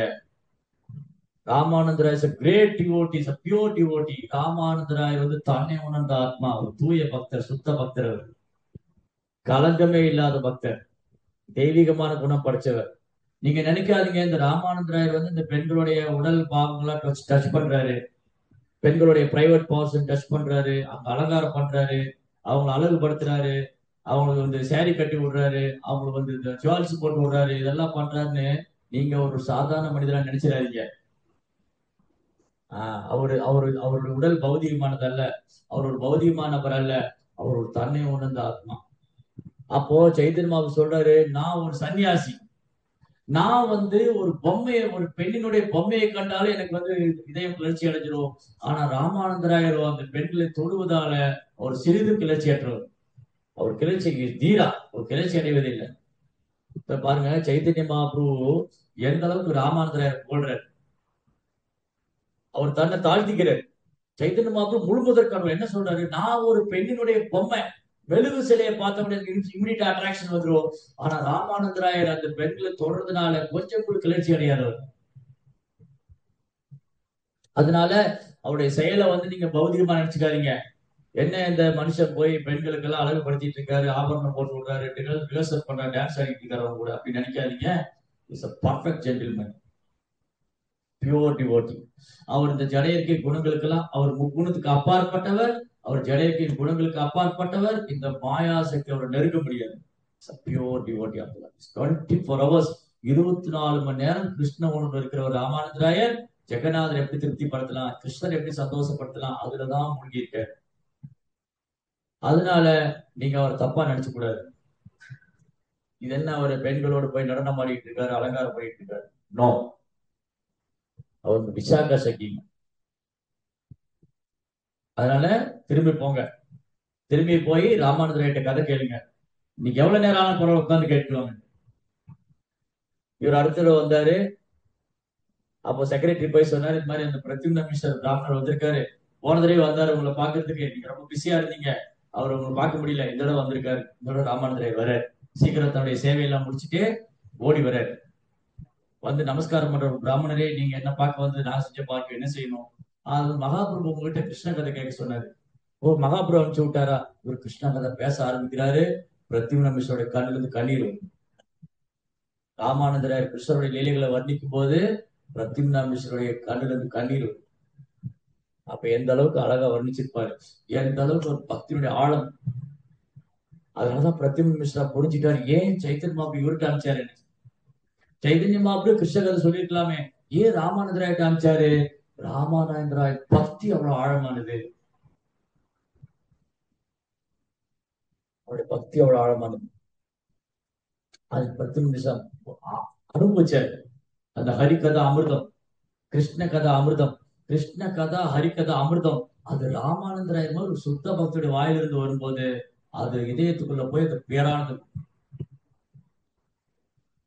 மகாபிரபு புகழ்றாரு அவரு. மகாபிரபு, நீங்க சொன்னது 100% உண்மை. ராமானந்தராயர் கிருஷ்ண கதா பேசின போய் கண்ணிலிருந்து கண்ணீர் வந்தது. அவருடைய பக்தியின் ஆழத்தை என்னால புரிச்சுக்க முடியுது. எஸ், அதான் ராமானந்தராயர் அப்பேற்பட்ட உத்தமமான பக்தர். சோ பகவான் இந்த மாதிரி சுத்த பக்தர் இந்த பூமிக்கு அழைச்சிட்டு அவங்க மூலமா கிருஷ்ண பக்தியினுடைய ஆழம் என்ன, பக்தி எவ்வளவு ஆழமானது, பக்தி தொண்டு எவ்வளவு உன்னதமானது, அது எவ்வளவு உயர்ந்தது, எவ்வளவு இனிமையானது, எவ்வளவு எளிமையானது, எவ்வளவு ஆனந்தம் தரக்கூடியது, பேரானந்த பெருங்கடல். அத மகாபிரபு அனுபவிச்சாரு, அந்த சகாக்களும் அனுபவிச்சாங்க, அது எல்லாருக்கும் கொடுத்திருக்காரு. மிக உயர்ந்த உன்னதமான சுத்த பக்தி கிருஷ்ண பிரேமம். இது ரொம்ப ஈஸியா மகாபிரபு எல்லாரும் கொடுத்திருக்காரு. இப்ப ப்ராப்ளம் என்னன்னா, நம்ம ரியலைஸ் பண்ணல. நம்ம பக்தி பண்ணிட்டு இருக்கோம், நம்ம கிருஷ்ண பக்தி பண்ணிட்டு இருக்கோம், நம்ம ஸ்டூடெண்ட் லெவல்ல இருக்கோம். நம்ம ஸ்டூடெண்ட் லெவல்ல மாணவர் நிலையில் இருக்கிறதுனால பக்தியினுடைய ஆழத்துக்கு நம்ம போல. சாண்டிங் பண்ணும்போது கண்ணுல கண்ணீர் வரல, ஹரிகதா கேட்கும்போது கண்ணுல கண்ணீர் வரல. இதுதான் சாதனா பக்தி. சோ சாதனா பக்தியில கொஞ்சம் பயிற்சி பண்ணி பண்ணி பண்ணி பண்ணி பண்ணி அப்படியே அதுல ரயிற்சி போடும்போது அது ராகவானுக்கு பக்தியா மாறும். சோ இப்ப நம்ம ஆரம்ப நிலையில இருக்கிறதுனால நம்ம அனர்த்தங்கள் இருக்கு, இன்னும் இதயத்துக்குள்ள அனர்த்தங்கள் இருக்கு, காமம், கோபம், பேராசை, பொறாமை எல்லாம் இருக்கு. இந்த அனர்த்தங்கள் போற வரைக்கும் பக்தியினுடைய தாத்பரியத்தை நம்மளால ரியலைஸ் பண்ண முடியும், உணர முடியாது. பக்தியினுடைய ஆழத்தை நம்மளால புரிஞ்சுக்க முடியாது. பக்திங்கிறது ஆழம் காண முடியாது. பக்திங்கிறது ஆழம் காண முடியாத ஒரு சமுத்திரம். நம்ம தான் மேல நீச்சல் போட்டுட்டு இருக்கிறோம், நம்ம இன்னும் உள்ள போல. நம்ம எல்லாம் மேல நீச்சல் போட்டிருக்கிறோம், இன்னும் ஆழத்துக்கு போல. பட் சின்சியரா பிராக்டிஸ் பண்ணிட்டே இருக்குன்னா ஆழத்துக்கு போலாம். குரு கிருஷ்ண பிரசாதே பாய், குரு கிருஷ்ண பிரசாதேவர் பக்தி லதா பீஜா. குருவுடைய கருணையால கிருஷ்ணனுடைய கருணையால பக்திங்கிற விதை கிடைச்சிருச்சு. இந்த ஆழத்துக்கு போகணும். இந்த விதை வளர்ந்து வளர்ந்து பொடியா இந்த பழங்களை கொடுக்கணும். இந்த கிருஷ்ண பிரேமங்கிற பழத்தை அனுபவிக்கணும். கிருஷ்ண பிரேமம் அல்டிமேட் கோல். கிருஷ்ண பிரேமம் தான் வாழ்க்கையின் இறுதி லட்சியம். அதுதான் நம்ம குறிக்கோளா இருக்கணும். அந்த குறிக்கோளை கத்துக் கொடுக்கறதுக்காக தான் சைத்தன்ய மகாபிரபு ராமானந்தராயர் அந்த பூமியில வந்தது. இவனுடைய மகிமையை பிரபுபாதர் உலகம் முழுது கொண்டு போய் சேர்த்திருக்காரு. இன்னைக்கு சைதன்ய மகாபிரபு யாரு, ராமானந்தராயர் யாருன்னு எல்லாருக்கும் தெரியுதுன்னா அது பிரபுபாடைய கருணை. சோ அதனால ஆச்சாரியருடைய கருணை, ஆச்சாரியருடைய கருணை இருந்தால்தான் பூர்வாச்சாரியருடைய கருணை, பூர்வ ஆச்சாரியர் கருணை இருந்தால்தான் பக்தி. பக்தியின் ஆழத்துக்கு போகணும். இந்த கடற்கரையில போனா பார்க்கலாம். கடற்கரையில பீச்சுக்கு போவாங்க சிலர். சிலர் பீச்சில் போய் காத்து வாங்குறதுக்காக போவாங்க. சில பீச்சில் சுண்டல் சாப்பிட்றதுக்காக போவாங்க. சில பீச்சில் உட்காந்து வேடிக்கை பார்க்கறதுக்காக போவாங்க. சில பீச்சில் கால் நினைக்கிறதுக்காக போவாங்க. சிலர் பீச்சில் விளையாடுறதுக்காக போவாங்க. சிலர் கடல்ல மீன் பிடிக்கிறதுக்காக போவாங்க. சிலர் கடல்ல முத்தெடுக்கிறதுக்காக போவாங்க. இதுல யார் அதிகமா இருக்காங்க? கடற்கரை காத்து வாங்க போறவங்க நிறைய பேர் இருக்காங்க. சுண்டல் வாங்கி சாப்பிட நிறைய பேர் இருக்காங்க. விளையாடுறவங்க நிறைய பேர் இருக்காங்க. கால் நினைக்கிறவங்க நிறைய பேர் இருக்காங்க. மீன் பிடிக்க போறவங்க ஓரளவுக்கு இருக்காங்க. முத்தெடுக்கிறது ரொம்ப கம்மியா தான் இருப்பாங்க. ஏன்னா அது ஈஸி இல்ல. ஆழத்துக்கு போகணும். கடலின் ஆழத்துக்கு போகணும். இப்ப நம்ம பக்தி எப்படி தெரியுமா பண்ணிட்டு இருக்கோம்? இந்த பீச்ல உட்காந்து கதை தான். இப்ப நம்ம பக்தி பண்ணிட்டு இருக்கிறது பீச்ல உட்காந்து வேடிக்கை பார்த்துட்டு இருக்கோம். ஓ இப்ப எல்லாம் பண்ணணும் போல இருக்கு. இன்னும் போகணும், ஆழத்துக்கு போகணும். அப்ப அதுக்கு நீச்சல் தெரியும். நீச்சல் தெரிஞ்சவனால மட்டும்தான் அந்த கடலுடைய ஆழத்துக்கு போக முடியும் இல்லையா? ஸ்விம்மிங் தெரியாதவங்க கடலுடைய ஆழத்துக்கு போக முடியாது. கரையில உட்காந்து வேடிக்கை பார்க்க வேண்டியதான். அந்த மாதிரிதான் பக்தியை நம்ம தீவிரமா எடுத்துட்டு பயிற்சி பண்ணதான் நம்ம எக்ஸ்பர்ட் ஆகும். ரியலைசேஷன் வரும். அந்த அனுபவம் வர வரதான் அந்த ஆழத்துக்கு போவோம். அந்த ஆழத்துக்குள்ள போகும்போதுதான் கிருஷ்ணருடைய கருணையால, குருவுடைய கருணையால கிருஷ்ணர் மேல பிரேமம் நமக்கு வரும். இப்ப பிரேமம் இல்லைன்னு சொல்லிட முடியாது. ரொம்ப குறுகிய சதமானந்த. இல்லாட்டி ஏன் இதெல்லாம் பண்ண போறோம்? உட்காந்து பாகவதம் படிச்சுட்டு சாண்டிங் பண்ணிட்டு ஏன் பண்றோம்? இப்போ குருவுடைய கருணை அந்த விதை கிடைச்சிருக்கு. இதுதான் லைஃப்னு தெரிஞ்சிருச்சு. இஸ்கான்ல வந்ததுனால கிருஷ்ணர் தான் முழுமுதற் கடவுள், அவருக்கு பக்தி சேவை பண்ணணும், அவர் நாம ஜபிக்கணும், இதெல்லாம் ஒரு கட்டாயம் பண்ணணுங்கிற இதுல பண்ணிட்டு இருக்கோம். ஏன்னா நான் குருவுக்கு வாக்கு கொடுத்துருக்கேன், நான் தீட்சை எடுத்திருக்கேன், அதான் 16 மாலை ஜபிக்கணும், இதெல்லாம் பண்ணணுமே பண்றோம். ஆனா பிரேமத்தோட பண்றோமா? அந்த பிரேமம் நமக்குள்ள விழிப்படைச்சிருச்சா? அங்க கொஸ்டின், அங்கதான் கேள்வி. அதனால இன்னும் போக வேண்டிய தூரம் நிறைய இருக்கு. இதுதான் இனிஷியல் ஸ்டார்டிங் பீரியட். இனிஷியேஷன் தான் starting period, not initiation end. நிறைய பேர் தீட்சை தான் முடிஞ்சது நினைக்கிறாங்க. தீட்சைனா ஓகே அச்சீவ் பண்ணோம், இனிஷியேஷன் ஸ்டார்டிங். தீட்சை எடுக்கும் போது நம்ம ஆன்மீக வாழ்க்கையை தொடங்குது. ஆன்மீக வாழ்க்கை எங்க முடியுது? ஆன்மீக வாழ்க்கை முடிவே கிடையாது. ஸ்பிரிச்சுவல் லைஃப் எண்டே இல்லை. சோ நம்முடைய பக்தி எங்க தொடங்குதுன்னா ஆன்மீக உலகத்துல தான் தொடங்குது. கிருஷ்ணாவுடைய உலகத்துல போய் சேவை பண்ணணும். சோ கிருஷ்ணாவுடைய உலகத்துல போய் நம்ம சேவை பண்றதுக்கு இங்க ஒரு சான்ஸ் கிருஷ்ணா கொடுத்துருக்காரு, ஒரு ட்ரைனிங். அதுக்குதான் ஆச்சாரிய அனுப்பிச்சு வச்சிருக்காரு. அதுக்குதான் பகவானே சைத்தன்யராக, பகவானே சைதன்ய மகாபிரபு பக்தி கற்றுக் கொடுக்கிறார். சைதன்ய மகாபிரபு பகவான் ஆச்சாரிய ஸ்தானத்துல இருக்காரு. அது அத்வைத ஆச்சாரியர். அத்வைதர் பகவான் விஷ்ணு, மகாவிஷ்ணு, அதே சொன்ன ஆச்சாரியனாவும் இருக்கு. பலராமர் நித்யானந்த பிரபு முழுமுதற் கடவுள், ஆனா ஆச்சாரியனுடைய ஸ்தானத்துல இருக்காரு. சோ பகவானே ஆச்சாரியனுடைய ஸ்தானத்துல இருந்து பக்தி கற்றுக் கொடுக்கிறார். அதுக்கப்புறம் இந்த சுத்த பக்தர் அழைச்சிட்டு வர எப்படி எல்லாம் பகவான் நமக்கு உதவி செய்யறாரு பாருங்க. நம்ம என்ன பண்றோம்? கரையில உட்காந்து சுண்டல் சாப்பிட்டு வேடிக்கை பார்த்து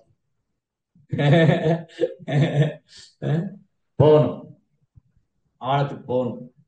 இன்னி கடக்க வேண்டிய பாதை எவ்வளவோ இருக்கு. அப்போ கடல்ல கடலுக்கு போறவங்களுக்கு தெரியும். நானும் ஆழ்கடலுக்கு எல்லாம் போனாலும் கடலுக்குள்ள எல்லாம் போனது, நானும் வேடிக்கை தான் பார்த்திருக்கேன். சவுத் பீச்ல இருக்கு. கடலுக்குள்ள போனா தெரியும், அங்க காற்று சில சமயம் சுவாசம் சாதகமா இருக்கு. ஒரு கப்பல்ல போகும்போதோ இல்ல போட்ல போகும்போது அந்த காற்று சாதகமா வீசணும். நம்ம போற திசைக்கு சாதகமா காற்று வீசணும். அப்புறம் அந்த கடல் காத்து ஒத்துக்கணும். அந்த சுவாசம் வந்து சிலருக்கு உடம்பு சரியில்லாம போகும், வாமிட்டிங் ஆகும். இதெல்லாம் பிரபுபாதருக்கு நடந்தது. பிரபுபாத் ஜலதூதால போகும்போது அந்த காற்று எப்படி சாதகமா வீசிச்சு, அவருக்கு எப்படி வந்து சேலஞ்சஸ் எல்லாம் இருந்தது இல்லையா? சோ அந்த மாதிரி பிரயாணம் பண்ணும்போது தடங்கல்கள் இருக்கு. பிரபுபாதருக்கே இருந்திருக்கு. பிரபுபாதா வந்து கிருஷ்ணனால இந்த பூமிக்கு அனுப்பி வைக்கப்பட்டவர், சுத்த பக்தர், பிரேம பக்தர் அவர். ஆனா அவர் இந்த பூமியில இருக்கும்போது நிறைய சவால் எதிர்கொண்டிருக்காரு. அதனால சவால்கள் இருக்கும். சோ நான் பக்திங்கிற ஆழத்துக்கு போகும்போது எனக்கு சவால் இருக்கும். பக்தியின் ஆழத்துக்கு போற பக்தனுக்கு என்னென்ன சவால் இருக்கு? பக்தியினுடைய ஆழத்துக்கு போற பக்தனுக்கு என்னென்ன சவால் இருக்கு? ஒரு நல்ல லிஸ்ட் போடுவோம். பதில் தெரிஞ்சவங்க கை தூக்குங்க. பக்தியின் ஆழத்துல போறதுக்கு என்னென்ன சவால்?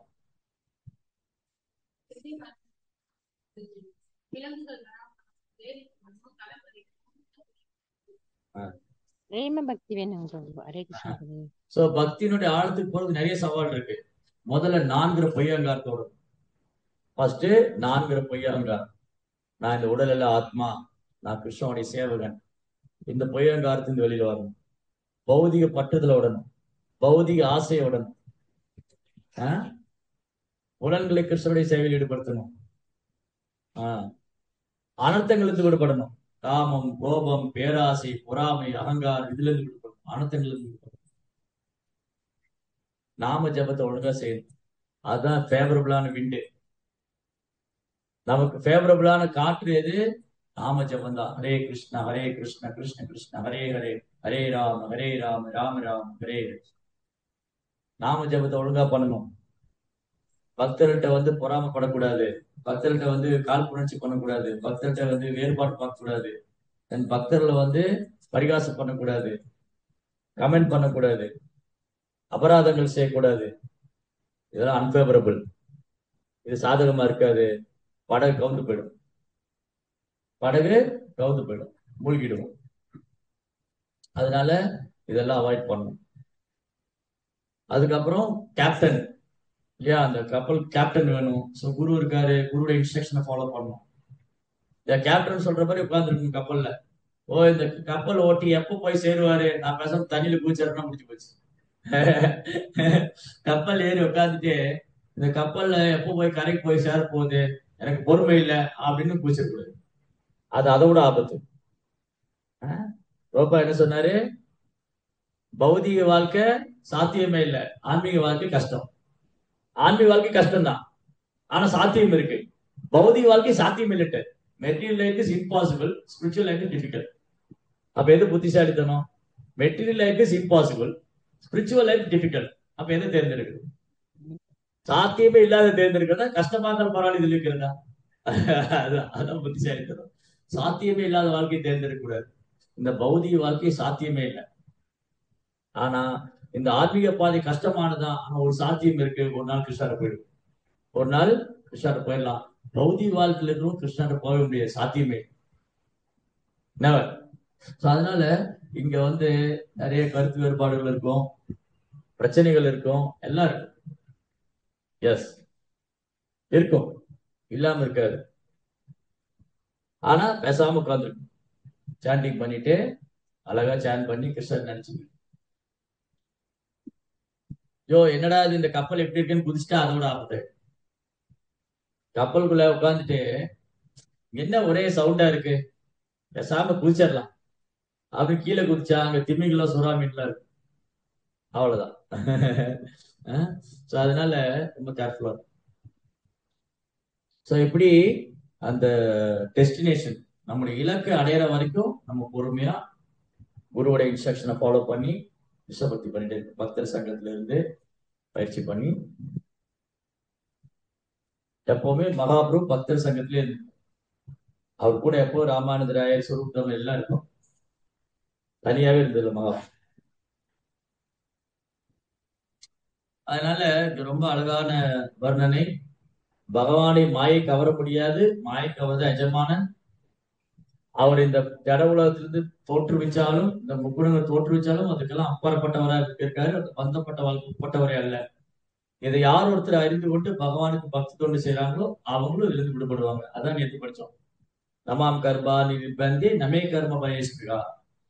இதிமாமோபி ஜானாதி கர்மபிர் நசபத்தியதே. கிருஷ்ணாவுக்கு கர்ம வினை கிடையாது. கிருஷ்ணா முக்குணத்துக்கு அப்பாற்பட்டவர்.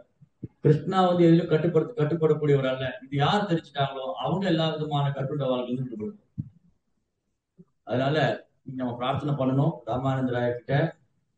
அவர் தான் சுத்த பக்தியின் சொரூபம், பிரேமத்தின் சொரூபம். நீங்க வந்து இவ்வளவு மேல பகவான் மேல பிரேமம் வச்சிருக்கீங்க, அதுல ஒரு சொட்டு எனக்கு கொடுங்க. ஒரு டிராப் கடுகளவு கிடைச்சிட்ட போதும். ராமானந்தராயோட கருணை கடுகளவு நமக்கு கிடைச்ச போது நமக்கு சுத்த பக்தராய். அதான் குருவுடைய கருணை. குருதேவ் கிருபா பிந்து தியா. பிந்து அப்படின்னா டிராப், சிந்துன்னா ஓசன். ஒரு பக்தர் எப்படி இருக்கணும்? ஒரு பக்தர் போய் குருகிட்ட கருணை கேட்கறதுல ஒரு சொட்டு கொடுத்தா போதும். ஆனா அவர் எப்படி இருக்கணும்? கிருபா முதிர் பரதுக்க துக்கி, கிருபா சிந்து, கருணை கடலா இருக்கணும். இங்க ஒரு சொட்டு வாங்கிக்கணும். இங்க அப்ப எப்படி எதுக்கு சாத்தியம்? எப்படி சாத்தியமா? எப்படி சாத்தியமா அது பாருங்க. நம்ம குருகிட்ட போய் அவர் கருணையை ஒரு சொட்டு வாங்கிக்கணும். ஆனா நம்ம ஒரு சமுத்திரமே கொடுக்கலாம். எப்படி நடக்குவது? அதுதான் கருணை. அதுதான் சைத்தன்ய கருணை, அதுதான் பூர்வாச்சாரிய கருணை, அதுதான் பிரபாடைய கருணை, அது குருவோட கருணை. அவங்க கருணை வந்து அவங்க கருணை ஒரு சொட்டு நமக்கு கிடைச்சதுன்னா நம்ம சுத்த பார்க்கிற நம்ம வந்து சமுத்திரோட கொடுக்க முடியும். அவங்க எம்பவர் பண்ணா அந்த சக்தி அவங்க கொடுப்பாங்க. அப்ப நமக்கு எப்படி சார்ஜ்? அங்கிருந்து ஒரு சொட்டு கிடைச்சிட்டா போகும். அதான் கருணை. அதனால இன்னைக்கு நம்ம பிரார்த்தனை செய்யணும். நான் கிருஷ்ண பக்தியில் மேலும் முன்னேற்றம் அடையணும், பகவானுக்கு ருச்சி வரணும், நாமத்தை குற்றமட்டு ஜபிக்கணும், வைஷ்ணவ அபராதம் பண்ணக்கூடாது. என்னுடைய குறிக்கோள் வந்து இந்த லைஃப்ல நான் பகவான் திரும்ப போகணும், எனக்கு பிரேமம் வேணும். இதுதான் லட்சியம். இது வந்து உயர்ந்த லட்சியம். அதுக்கு இடையில சின்ன சின்ன லட்சியங்கள வந்து அதுல அட்ராக்ட் ஆகக்கூடாது. கடல்ல பல விஷயங்கள் இருக்கு, அதுல அட்ராக்ட் ஆகக்கூடாது. முத்து வேணும்னா முத்துக்கு மட்டும்தான். முத்துக்காக போன முத்து மட்டும்தான் குறிக்கோளா இருக்கணும். விவசாயத்துல ஊத்தி கேட்க குரு அவ்வளவுதான். இதுல எங்கேயாவது பூஜை லாபம் பிரதிஷ்டா போச்சு பிடிச்சிது, அவ்வளவுதான். பெயர் புகழ் பதவி அங்கீகாரம் இதெல்லாம் விரும்பணும், முத்து கிடைக்காது. ஏன்னா கிருஷ்ணர் என்ன பண்ணுவாரு? ஏதாமா பிரபத்தை நீ என்ன விரும்பி அது ஒருவர் என்னிடம் சரணடைவதற்கு ஏற்றாற் போல பலனளிக்கிறேங்கிறேன். அப்ப பக்தி தொண்டு நம்ம செய்யும் போது நம்ம குறிக்கோள் கிருஷ்ண பிரேமமா இருக்குமே தவிர நம்ம பெயர் பதவி புகழ் அங்கீகாரம் இதெல்லாம் விரும்பினா கிருஷ்ணா அது கொடுப்பாரு, கிடைக்கும். பட் கிருஷ்ண பிரேமம் கிடைக்கலேட்டா. சரிங்க, எனக்கு கிருஷ்ண பிரேமம் தான் குறிக்கோளா இருக்கு, கிருஷ்ணர் பேர் கொடுக்குறாரு, புகழ் கொடுக்குறாரு, அது எல்லாம் அவருடைய சேவைக்காக தான். எனக்கு கிடையாது. அது தலையில யாரும் விடவே கூடாது.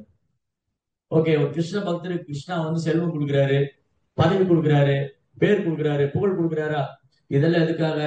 இது என்னோட, நான் எனக்கு என்னது இல்ல, இது எனக்கு உரித்தானது அல்ல. எல்லா புகழும் ஹரி குரு வைஷ்ணவர், எல்லா புகழும் கௌரவங்கள். அப்படியே ரிசீவ் பண்ணி அப்படியே கொடுத்தது. தலையில வச்சுக்க கூட, தலையில ஏத்திட்டா முடிச்சது, அவ்வளவுதான். பினிஷ். கிருஷ்ணபுரம் கிடைக்காது. அப்போ சேவைக்காக ஏத்துக்கலாம். பாண்டவர் வந்து பகவானுடைய சேவைக்காக ராஜ்யத்தை ஏற்றுக்கிட்டார். எப்ப பகவான் இந்த பூமி விட்டு மறைஞ்சான்னு கேள்விப்பட்ட அப்பயே விட்டு போயிட்டாரு. அடுத்த செகண்ட். இதுதான் டிட்டாச்மெண்ட். இல்ல நாங்க ரொம்ப கஷ்டப்பட்டு இருந்தோம், எங்க ரொம்ப நாளுக்கு அப்புறம் இந்த செல்வம் கிடைச்சிருக்கு, பதவி கிடைச்சிருக்கு, நாங்க உலகத்திலேயே சக்கரவர்த்தி விட மாட்டேன்னு நினைக்கல. யுதிஷ்டிர மகாராஜ் என்ன பண்ணாரு? கிருஷ்ணர் மறைஞ்சுதான் அடுத்த செகண்ட் அவர் விட்டுட்டு போயிட்டாரு, பொறுமையா போயிட்டாரு பகவான் அடையணும். டிட்டாச்மெண்ட். சோ அதனால பக்தி தொண்டு பண்ணக்கூடிய பக்தனுக்கு வந்து குறிக்கோள் வந்து கிருஷ்ண பிரேமமா இருக்கணுமே தவிர வேற எந்த குறிக்கோள் வச்சுக்கூடாது. வேற எங்க இந்த பக்கம் அந்த பக்கம் திருப்பிட்டோம், பினிஷ். குதிரைக்கு கடிவாளம் போட்ட மாதிரி போகணும். கிருஷ்ண பிரேமம் தான் என் லட்சியம், நேரம் போயிட்டே இருக்கு. அது அடையிறதுக்கு என்னென்ன பண்ணணும், அதுக்கு என்னென்ன தடங்கள் வந்து என்னென்ன கிராஸ் பண்ணி போகணும், அதுதான் ரொம்ப முக்கியமானது. ஹரே கிருஷ்ணா. வீரேந்திர ஸ்ரீமத் பாகவதன் கி ஜெய், ஸ்ரீ பிரபுபாத் கி ஜெய், ராமானந்த ராய் கி ஜெய்.